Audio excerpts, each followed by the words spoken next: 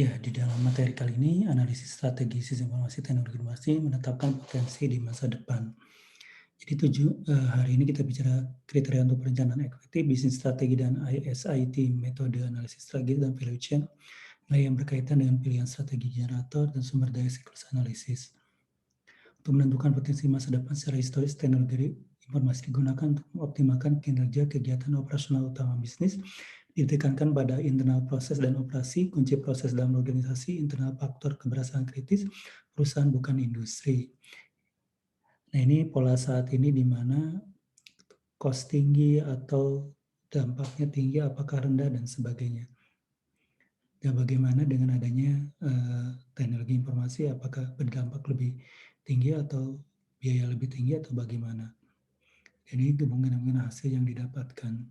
Ada perspektif yaitu strategik, potensial, key operasional, dan support.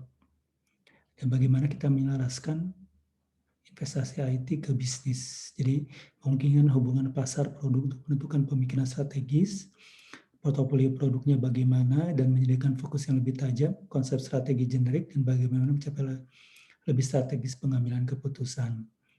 Bagaimana kita situational analysis, competitive assessment, analisis situasi kompetitif penilaian, evaluasi opsi strategi, dan penempatan yang dinamis dari sumber daya. Nah, konsep analisis rantai oleh Michael Porter ini bahwa setiap perusahaan adalah kumpulan kegiatan yang dilakukan untuk merancang, memproduksi, memasarkan, memberikan, dan mendukung produk atau jasa. Semua kegiatan ini dapat direpresentasikan dengan menggunakan rantai nilai.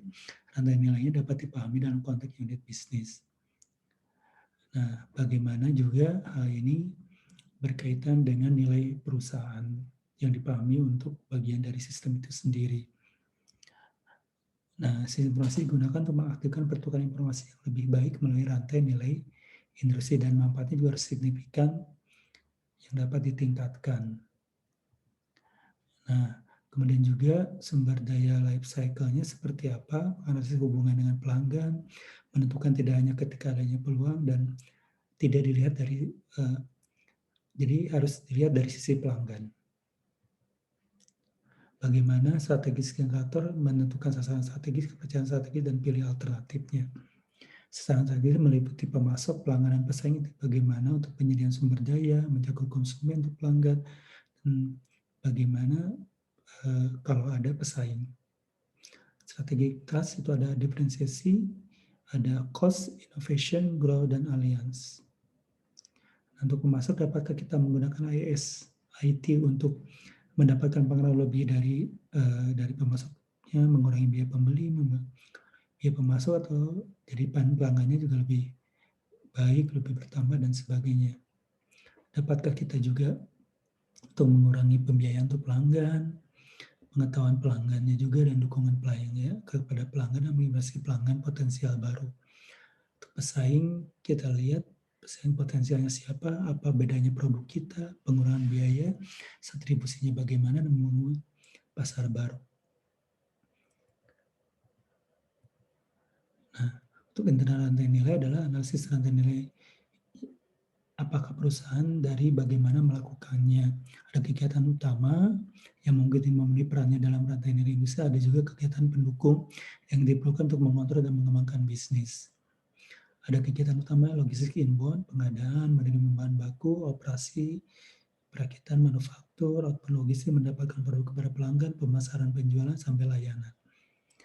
Nah, untuk dugaan kegiatan ada pembelian, pengembangan teknologi, sumber daya manusia, dan infrastruktur perusahaan. Nah, kemudian untuk value shop, misalnya bisnis yang didasarkan adalah pemecahan masalah, memberikan nilai dengan memproduksi solusi untuk kliennya. Bisnis yang memberikan pertukaran dan mediasi antara pembeli dan penjual, mungkin hubungannya akan didirikannya.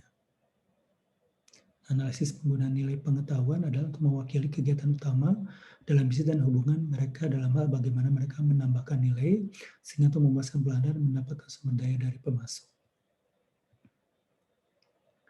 Nah, kemudian untuk bisnis reengineering dan nilai pengetahuannya, bagaimana untuk meningkatkan kinerja bisnis. Jadi bisa menggunakan bisnis reengineering, jadi menghilangkan proses yang tidak perlu, merasionalisasikan untuk memastikan nilai tambahnya, mengintegrasikan dan mengotomatisasi, di mana teknologi dapat memberikan perbaikan lebih lanjut. Demikianlah materi kita. Terima kasih. Tetap semangat semua.